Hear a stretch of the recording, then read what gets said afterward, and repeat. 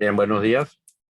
En esta ocasión vamos a estar presentando la actualización de protocolo que nosotros llamamos comúnmente de mordida de ofidio, que ahora verán pues que cambió un poquito el nombre y pues entonces vamos a estar presentando pues las actualizaciones. Me acompaña Kere Pérez, que va a estar ayudándome y también va a estar presentando la segunda parte de esta presentación.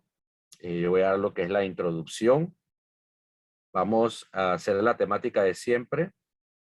Vamos a hacer toda la presentación y al final entonces abrimos el espacio para preguntas y comentarios relacionados pues al protocolo. Recordando pues, aquí tenemos audiencia de diversos lados. Estos son los protocolos que usamos acá en el Sistema Único de Manejo de Emergencia Prehospitalaria para la atención de los pacientes y obviamente ya está firmado y respaldado por lo que es la dirección médica, por lo tanto es un documento médico legal. Voy entonces a iniciar la presentación. Vamos a dividir esto en dos partes.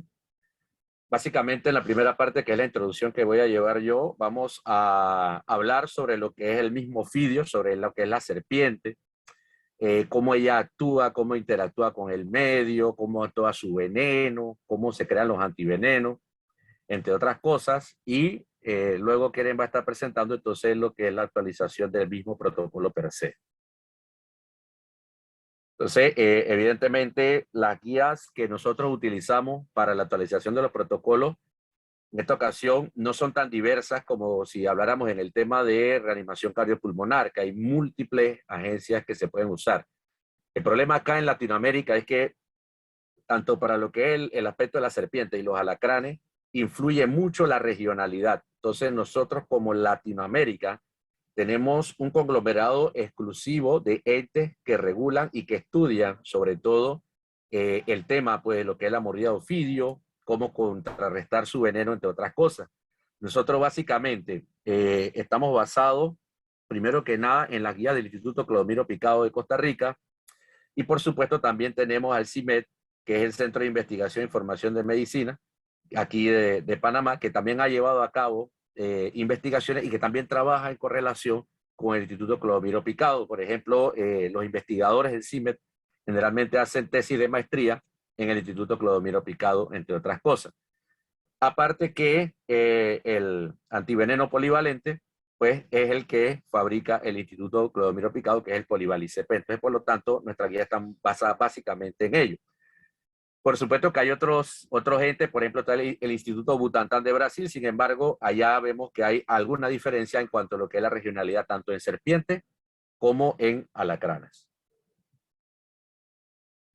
Entonces, básicamente vamos a ver el nuevo nombre, que lo voy a explicar Keren por qué cambió, es el manejo del efecto tóxico del contacto con serpiente por un decreto nacional que hay, ¿no? Entonces aquí obviamente presentamos dos serpientes. Esta es una Botrytis lateralis, conocida como lora, y esta es una Lachesis stenophris, conocida como verrugosa o matabuey. Ambas son del género vipérido, ambas tienen un veneno hemotóxico y ambas pues requieren el antídoto polivalente, digámoslo así, el antiveneno polivalente.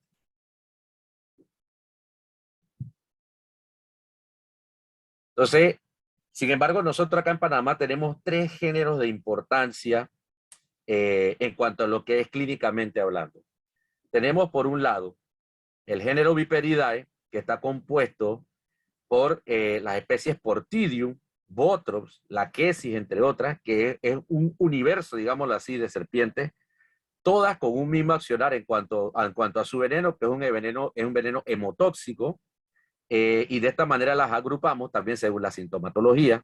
Tenemos un grupo, que es el hidrofinal, que está compuesto básicamente por la conocida serpiente de mar, que es la Hydrophis platurus, antes llamada Pelamis platurus, que ella tiene un componente más que todo neurotóxico, no tiene un antiveneno como tal, no se ha podido generar pues un antiveneno para contrarrestar la mordida de estas. Sin embargo, las mordidas de estas son extremadamente raras, son casi extraordinarias. Y por otro lado tenemos entonces el género de Lapidae. En esta ocasión tenemos aquí una Micrurus mosquitensis, una coral, el clásico patrón rana que todo el mundo conoce, rojo, amarillo, negro, amarillo, que después veremos que hay otras especies que también tienen más que estos anillos y por lo tanto ese patrón no funcionaría, ¿no? Este género, más que todo, tiene un veneno neurotóxico. Si bien es cierto ocurre mordidas de esta especie, son muy raras. Sin embargo, otra de las cosas que nos ayuda es que la especie tiene una cabeza cilíndrica y por lo tanto las mordidas de ella se limitan básicamente a los dedos, a los pliegues de los dedos, al talón, en el pie, por ejemplo. Entonces, generalmente no suele ser una mordida tan abrumadora como puede generar el género Viperidae, que tiene inclusive una mandíbula con ligamentos elásticos que puede inclusive aumentar su diámetro y morder más allá del diámetro mandibular que ella tiene. La OMS, en su ímpetu de tratar de apoyar en este tema, que está conocido como una enfermedad regional desatendida a nivel tropical, lo que es el incidente por ofidio, en cada país ha creado dos categorías basado en la incidencia, ¿no? Este es un trabajo que se hizo en el 2010 en el manual de las guías de producción, control y regulación de los antivenenos de serpientes basado en inmunoglobulina, ¿no? Entonces, ellos en Panamá clasificaron como la categoría 1, que es la de más alta importancia médica en salud pública.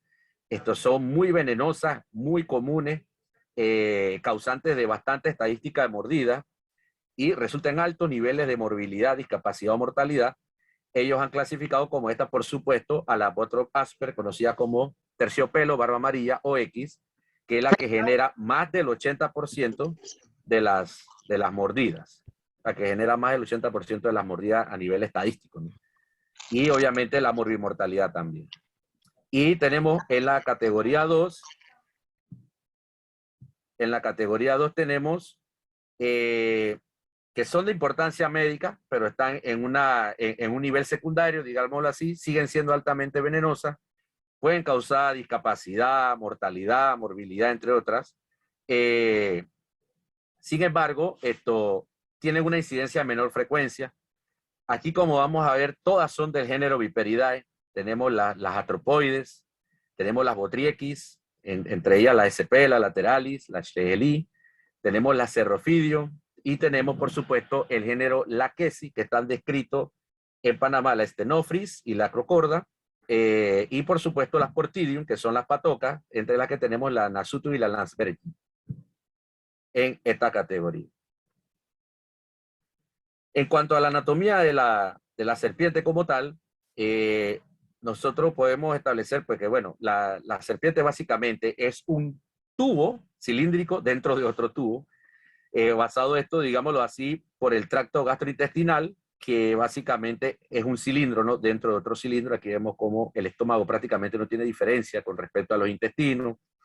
Tiene sus órganos no a la par, sino en ubicaciones dispares. Por ejemplo, que tenemos el pulmón izquierdo, pulmón derecho, algo más desarrollado. Los riñones también van en lugares no igualados, digámoslo así, en cuanto a esta parte.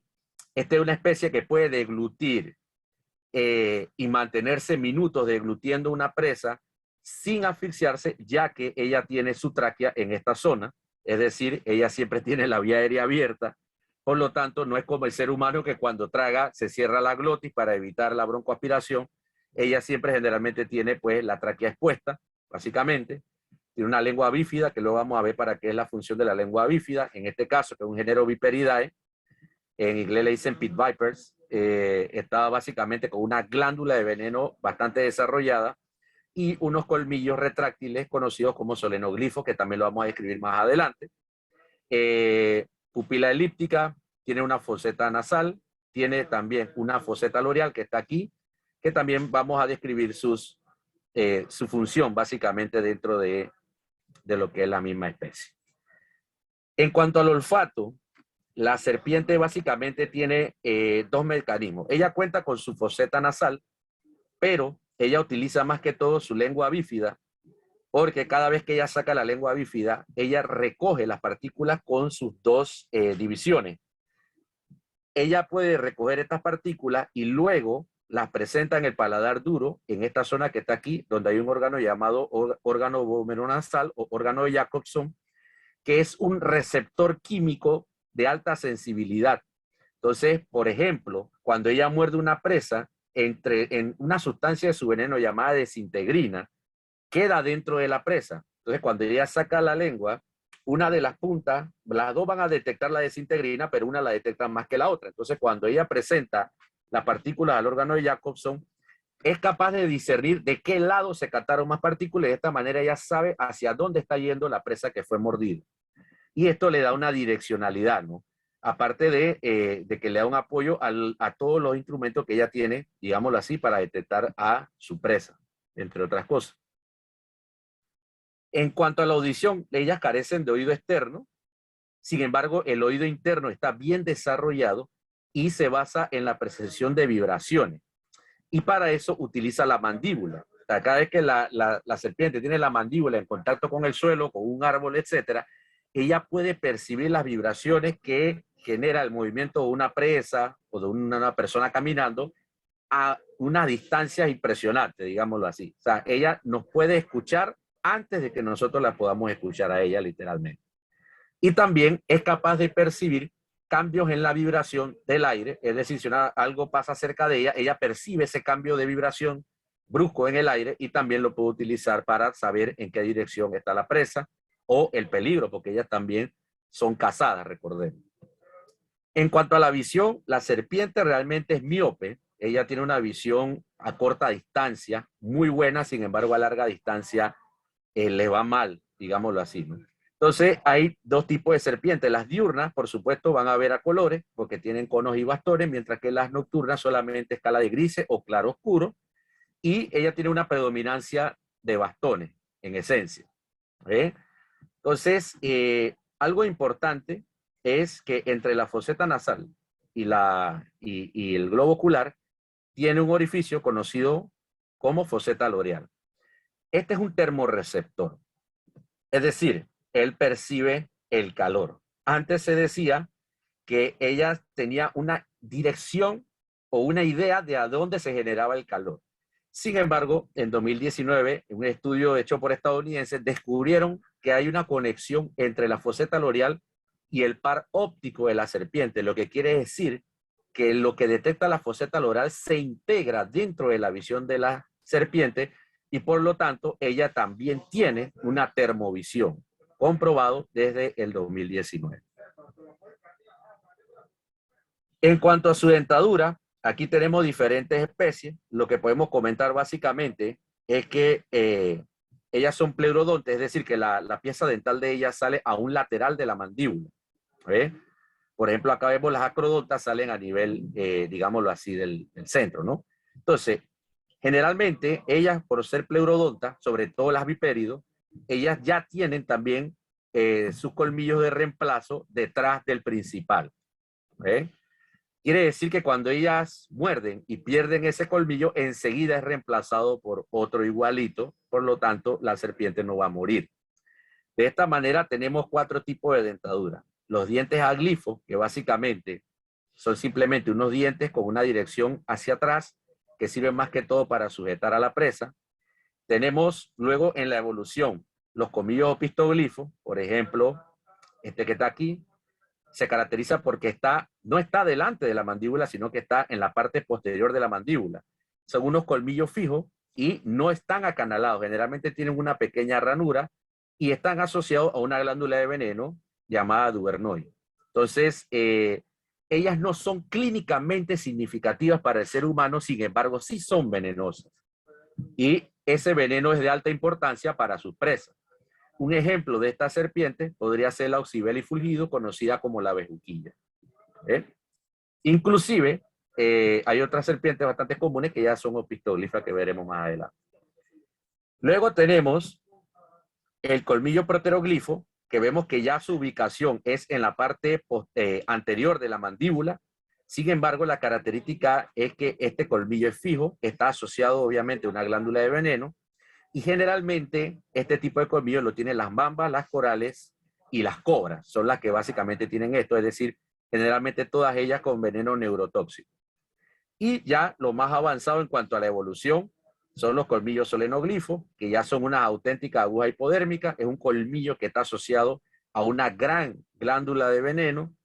Está acanalado por dentro y generalmente alcanza tejido subcutáneo o intramuscular. Es retráctil, es decir, cuando la serpiente abre la mandíbula, se presentan los colmillos y cuando ella cierra la mandíbula, se guardan en el paladar duro. Y este es el típico colmillo del género vipérido, lo que es la X, la verrugosa, las patocas, etcétera, mano de piedra entre ellas, ¿no? Entonces, este es más o menos el tipo de dentadura que ellas tienen. En cuanto al mismo veneno de la serpiente, nosotros lo podemos dividir. Uno que es muy compuesto, que sería el género vipérido. En esta ocasión, tenemos que el principal objetivo del veneno del avipérido es, entre lo primero, la inmovilización de la especie y segundo, iniciar la digestión de la especie. Entonces nosotros vemos de que este veneno se considera hemotóxico y es devastador porque tiene sustancias que se encargan de hacer que la presa empiece a sangrar por dentro, entre estas sustancias la hemorragina, las toxinas coagulantes y otras que se meten directo con las plaquetas. Generan procesos trombóticos mediante toxinas que generan la coagulación con el propósito de agotar la reserva plaquetaria, es decir, cuando hay mucha coagulación, las plaquetas se empiezan a consumir y a largo plazo ya no quedan plaquetas para parar la hemorragia, lo que termina en un shock hemorrágico para la persona o la serpiente que mordía, o la especie que mordía, disculpe. Muchas gracias. Hay hipotensión, como ya hemos hablado, por sustancias como la hemorragina. Tenemos las fosfolipasas A2, que ya tienen un papel bastante importante, sobre todo en lo que es la digestión, la toxicidad y lo que es la defensa.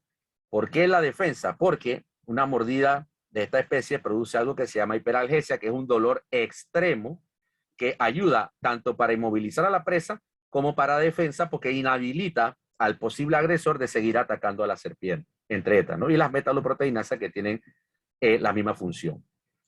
Hemos visto, o se ha visto, pues, en los estudios, de que también hay un componente de neurotoxicidad, es decir, que es un veneno compuesto. Sin embargo, esto solamente se ve en lo que es las cascabeles, que tienen fosfolipasas A2 capaces de generar neurotoxicidad. Por otro lado, entonces tenemos los elápidos, que tienen un veneno predominantemente lleno de neurotoxinas, que se encarga pues de la parálisis del diafragma, de la respiración, entre otras cosas. Por supuesto, tiene fosfolipasa, que también ayudan a lo que es la hiperalgesia, la parálisis de la especie, y tiene escasas proteinasas, es decir, que ella obviamente no genera tantos efectos de coagulación, entre otras cosas. Y ya habíamos comentado al inicio lo que eran las desintegrinas, que es una sustancia que se ha demostrado en el 2016 más o menos, se demostró de que las serpientes son capaces de seguir a las presas que mordieron y se descubrió entonces que se debía a las desintegrinas. Ellos hicieron un taller donde sintetizaron y sacaron, aislaron la desintegrina y pues hicieron un camino marcado por la desintegrina y la serpiente, sin ver a la presa, era capaz de seguir el camino de las desintegrinas, lo que demostró este papel fundamental de esto. Entonces, ella funciona básicamente porque hay dos tipos de serpientes. Generalmente, las laquesis y las botros, que son grandes, ellas tienen un patrón de morder y sostener. O sea, ellas se quedan con la presa porque son serpientes bastante fuertes. También las atropoides suelen hacer esto. Pero hay otras que tienen digámoslo así, la técnica de morder y soltar y esperar que la presa muera. Entonces, estas serpientes que están basadas en esto, como las Portidium, ellas suelen usar lo que es la desintegrina para tratar de seguir el rastro de la presa moribunda. Y ya para culminar con esta introducción, nosotros hablamos siempre del SAO, del suero antiofídico. Sin embargo, hoy en día está demostrado que se debe llamar antiveneno. Y vamos a explicar un poquito lo que es la diferencia. Primero, ¿por qué seleccionan siempre un caballo? Un caballo es un animal bastante resistente que aguanta múltiples inoculaciones del veneno en un proceso escalonado y que también tiene bastante volumen sanguíneo. Entonces, como tiene bastante volumen sanguíneo, se puede extraer gran cantidad de muestras, digámoslo así. Entonces, primero hay un proceso donde se tiene que, digamos así, realizar el ordeño del veneno de la especie. Se prepara una mezcla de lo que es este veneno o componentes del veneno, digámoslo así. A veces a ella también se le pueden aplicar diferentes venenos luego pasa un control de calidad, de que no vaya con muchos contaminantes, etcétera. Se preparan las dosis que finalmente se empiezan a inocular en los caballos. Los caballos son previamente seleccionados. Miren que aquí no solamente hay caballos, hay burros, ovejas, entre otros. Se le realiza una cuarentena, se le trabaja lo que es la higiene en la parte de salud y se empieza el proceso finalmente de inmunización de la especie. Se da el control de la respuesta inmune, vemos cómo el caballo va generando su protección contra el veneno y luego simplemente entonces se colecta el plasma. Hasta este punto se generaba lo que era el suero antiofídico. Luego, esto se almacena y se prepara para un fraccionamiento donde se va a buscar extraer las inmunoglobulinas específicas del veneno de la serpiente, lo que lo hace más depurado y con esto se logra que haya menos efectos secundarios del antiveneno. Se realiza el fraccionamiento, por ejemplo, con ácido caprílico, luego se hace un proceso de ultrafiltración y finalmente se lleva a lo que es la parte de la formulación para entonces ser acondicionado, empaquetado y liberado en el mercado, ¿no? Y por supuesto esto con constantes controles de calidad. De esta manera, nosotros debemos referirnos más que suero antiofídico a antivenenos, porque estos ya están trabajando sobre la misma inmunoglobulina. Bien, entonces, con esta parte terminamos aquí y le doy el pase a mi compañera Keren para que presente entonces el protocolo actualizado.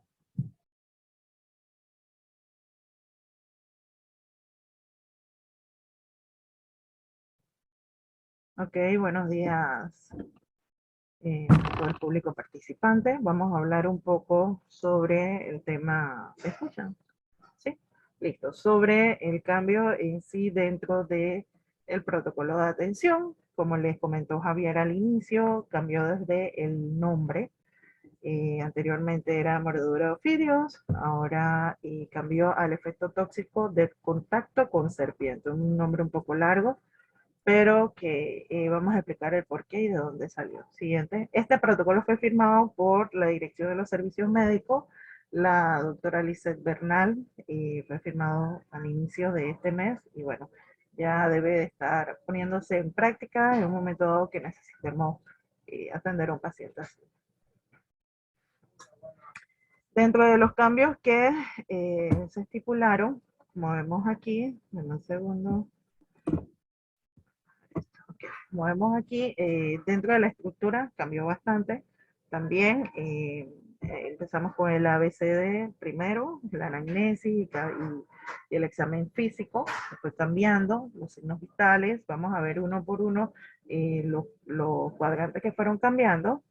Hay temas como la inmovilización, la limpieza que se mantiene, o sea, principios que son básicos en la atención prehospitalaria, primeros auxilios, y vamos a ver pues el tema de cuántos viales se van a utilizar y por qué ya no son ampollas como tal. Siguiente.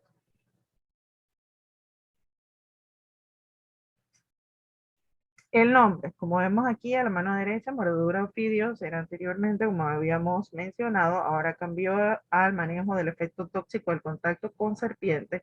Esto está dentro del decreto 1617 del 21 de octubre del 2014, que establece el nombre y la notificación obligatoria a nivel nacional. De igual forma, también dentro del CIE internacional y aquí a nivel de Panamá se está manejando este nombre. Por lo tanto, ese fue uno de los primeros cambios que sufrió nuestro protocolo para que fueran concordantes con lo que se maneja dentro de, a nivel de Panamá e internacionalmente también. Siguiente.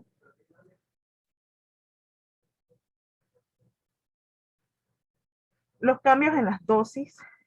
Anteriormente se tenía un parámetro estipulado de, en el caso leve, de 1 a 5 ampollas, igual cambia en el moderado y en el grave, de ampollas polivalentes. Esta vez se cambiaron a viales polivalentes y solamente se estipuló la mayor cantidad, 5 viales según los estudios. Esto es lo que está funcionando a la hora de las mordidas por casos leves.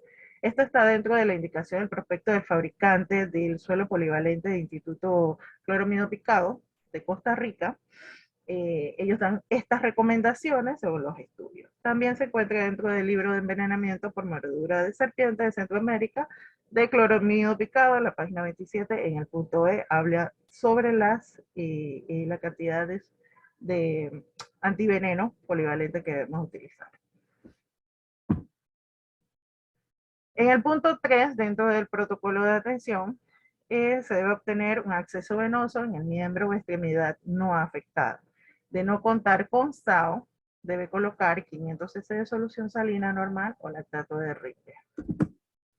Debe obtener acceso venoso dentro del cambio en el miembro o extremidad no afectada, de no contar con antiveneno, como ya Javier le explicó. Ya no vamos a hacer el proceso, hasta el SAO ya no está, sino que ya tenemos algo más avanzado, que es el antiveneno, y debe colocar 500 cc de solución salina o lactato de Ritter. No administrar antiveneno por vía intraósea. Se recomienda la vía intravenosa, incluso hasta la vía intramuscular, en un momento dado según las guías de tratamiento, pero no se recomienda la vía intraósea. Siguiente.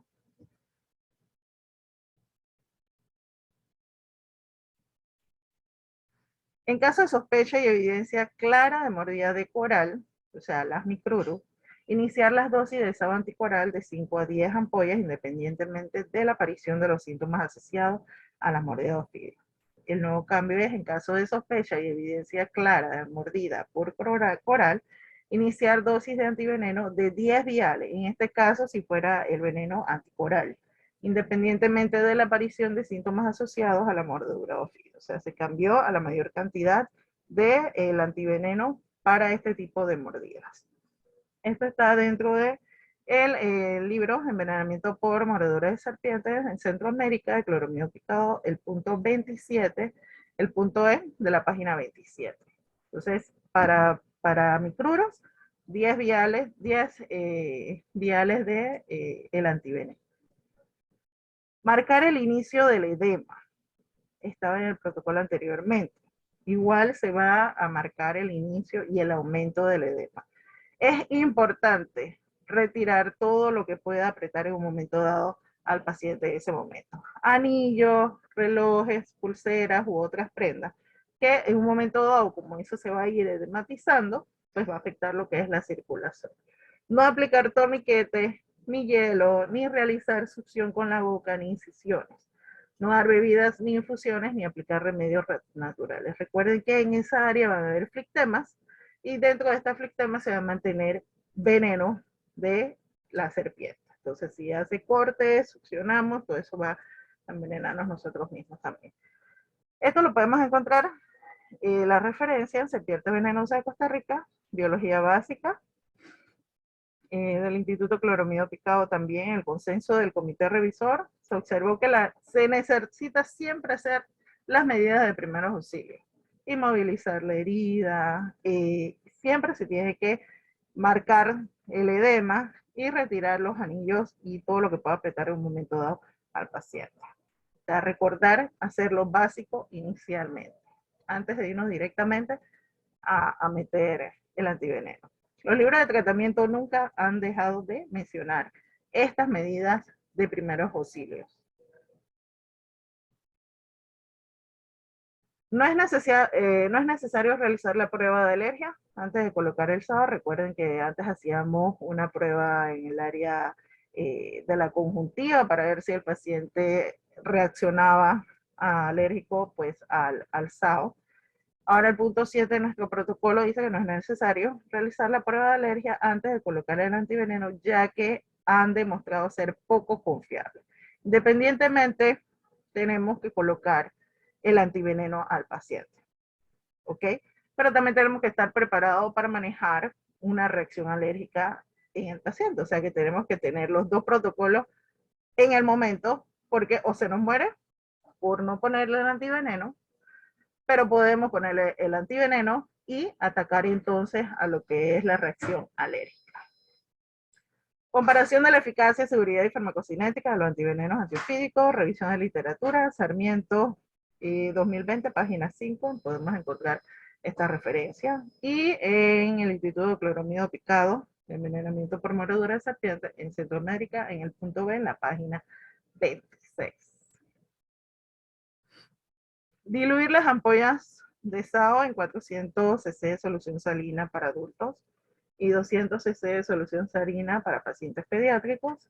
La nueva actualización habla de diluir los viales de antiveneno en 500 ml de solución salina para adultos y 200 ml de solución salina para pediátricos. En casos de adultos, si se requieren 15 viales, hay que sacar 100 ml de la bolsa de solución salina para tratar de tener en total 500 ml. ¿Okay? Iniciar la infusión a goteo lento, de no aparecer reacciones adversas, urticaria, hipotensión, cefalea, broncoespasmo, escalofrío en los primeros 20 minutos. Entonces se incrementa el flujo para que el antiveneno restante pase en 1 hora. Inicialmente vamos a pasarlo lento dentro de los 20 minutos. Si vemos que no hay ninguna reacción alérgica a esto, entonces vamos a aumentar el goteo. Las referencias: prospecto polivalente, sección de tratamiento hospitalario, libro de envenenamiento por mordedura de ofidio, taller de preparación de fármaco realizado en entrenamiento por el señor López y Gerardo Mujica, que se pusieron a hacer las ilusiones directas con respecto a cuánto volumen pasarle al paciente. Si se logró identificar la especie, como la quesis muta, la verrugosa, se recomienda dosis inicial de 15 ampollas de SAO polivalente, decía nuestro protocolo anterior. En el protocolo actual se actualizó que si se logró identificar la especie como la quesis stenophrys, o sea, la verrugosa, el mataway u otra variante de la quesis, se recomienda la dosis inicial de 15 viales de antiveneno directamente, porque normalmente estas especies inoculan mayor cantidad de veneno, así que hay que atacarla directamente con 15 viales del antiveneno polivalente. La referencia: Instituto Cloromido Picado, envenenamiento por mordedura de serpiente, página 26.b. Se mantiene todavía la definición de casos leves, caso moderado y caso grave. El caso leve, donde vamos a empezar con 5 viales, mantiene signos locales leves en el área de la herida, enrojecimiento, edema. Signos sistémicos van a estar ausentes, sin déficit neurológico, va a haber edema de 1 o 2 segmentos, o sea, pie y pierna. Y eso se considera como un caso leve y empezamos entonces con 5 viales. El caso moderado, vamos a encontrar edema ya en 3 segmentos, o sea, en pie, pierna y muslo. Vamos a encontrar flectemas también, hemorragia en el sitio de la mordida sin necrosis, alteraciones sistémicas como hipotensión leve y gingivorragia. Y el caso grave, pues ya vamos a atacarlo entonces con el caso moderado con 10 viales y el caso grave con 15. Y vamos a definirlo como edema extendido en el tronco, hemorragia local, ya tenemos los edemas más extendidos hacia el tronco. Hemorragia local y necrosis, hipotensión severa con hemorragia en varios órganos, déficit neurológico va a estar presente también en estos pacientes. Ya va a estar más avanzado este paciente. Entonces, recordemos pues, si nos trae un paciente que ya ha tenido varias horas o quizás más de 24 horas de haber mordido, igual manera tenemos que atacarlo. El veneno va a estar corriendo por el cuerpo, va a estar en el área de los flectemas también. Entonces todo eso, el veneno que está en el área de los flectemas se van a absorber y de una u otra forma hay que atacarlo directamente, ya sea leve, moderado o grave, con la cantidad de viales que se disponen dentro del protocolo. Con esto pues finalizamos los cambios del protocolo de atención de mordedura por contacto. Está largo el nombre y es difícil de aprender, pero bueno, ya sabemos todo, lo reconocemos por ofidismo. Entonces vamos a dejar las preguntas y respuestas en este momento. Gracias, Keren. Abrimos el espacio para las preguntas. Si desean, la pueden poner en el chat, algún comentario, alguna duda. Dejamos el espacio.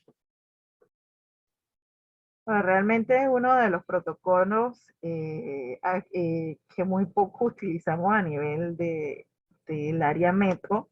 Quizás lo vean más el personal que está en el área o la región de Chiriquí o la región de Azuero, pero bueno, debemos de tenerlo presente en un momento dado. Aquí hay una pregunta. Dice, presentación del vial. La presentación del vial es de 10 ml. Tiene 10 ml el vial. Entonces, esto ahí solamente para recordar, ¿no? Digámoslo así. Keren mencionó obviamente la vía intramuscular y la vía intravenosa. ¿Qué pasa? Si lo hablamos de contexto, en el intrahospitalario no está recomendado tampoco la vía intramuscular. Sin embargo, el prospecto del fabricante sigue recomendando que si se va a utilizar en el campo se use la vía intramuscular. El problema es que ellos solicitan de que se administren 4 frascos por vía intramuscular y esto implica que estamos hablando de 40 ml por la vía intramuscular. Entonces imagínense cuántas zonas ustedes le van a terminar apoyando al paciente. Entonces de aquí parte el enfoque que nosotros tenemos. Nosotros no estamos dando primeros auxilios, no estamos integrando esto al campo, y tenemos una cosa a nuestro favor y es que tenemos el manejo clínico y la capacidad de manejar lo que es una reacción alérgica o una reacción anafiláctica. Tenemos la capacidad de colocar una vía aérea avanzada y darle un soporte avanzado al paciente. Entonces, debido a esto, nosotros tenemos el enfoque que más que todo recomiendan hospitalarios, que básicamente es la administración intravenosa. Entonces, la presentación del vial es de 10 ml del Polival ICP. Hay un punto importante con respecto a la recolección del datos, que eso lo vamos a hacer dentro de, inicialmente, en lo que es la evaluación del paciente, el examen físico y la anamnesis, es el tiempo. Y uno de los puntos dentro del protocolo menciona de que es importante saber el tiempo en que fue mordido el paciente por la serpiente. De una u otra forma, quizás en el momento a nivel prehospitalario nosotros no podamos hacer mucho, pero como plus para el médico es importante saber las horas en que lleva el paciente mordido. ¿Por qué? Porque ellos tienen que hacer exámenes de tiempo de coagulación, entre otros. Entonces es importante recaudar esa información a la hora de hacer nuestra análisis importante. Bien, ahí Carlos dio una observación. Definitivamente, sí, 15 ampollas son 150 ml. ¿Qué pasa? En el taller que nosotros realizamos, porque básicamente ni siquiera menciona que hay que sacar nada, nosotros hicimos un taller y con la solución que es tipo bolsa, a ella le caben aproximadamente, le caben alrededor de 600 ml a la fuerza. Entonces, como vamos a meter 150, nosotros nos dimos cuenta que sacando 100 ml, dejándole en 400 para agregarle 150, quedaba en 550 y era bastante aceptable esto. La idea era como tratar de no demorar sacando 50 ml más, digámoslo así, ¿no? Esto en el caso de que la bolsa sea de 500, porque si tienen, bueno, una bolsa de 1000 pueden sacar 500 de la bolsa de 1000 y entonces ponen el resto de las ampollas y ya quedaríamos más cómodos. Con respecto a la solución salina de botella plástica, ahí sí fue más desastroso. Ahí el elemento cabe, pero una presión increíble. Por lo tanto, resultó conveniente sacar, o sea, vimos que podía funcionar sacando básicamente 100 ml, ¿no? Solamente en ese caso que vamos a usar los 15 viales del antiveneno, ¿no? O sea, es una excelente observación al final, Carlos, se le agradece.